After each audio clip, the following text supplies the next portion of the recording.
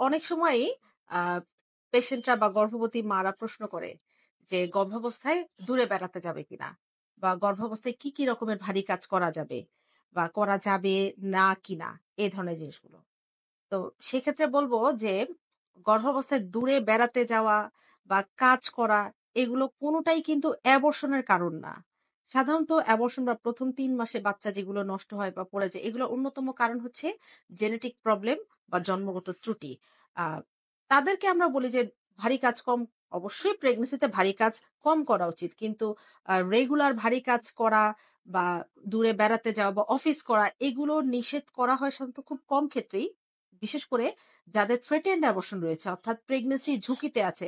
যে আপনার ১ম ৬ সপ্তাহ বা ৮ সপ্তাহ থেকে আপনার ব্লিডিং হচ্ছে।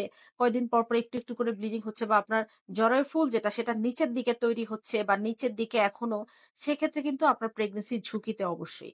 এসব ক্ষেত্রে ভারী কাজ করা, দূরে বেড়াতে যাওয়া, জার্নি এগুলো কিন্তু এভয়েড করতে হয়।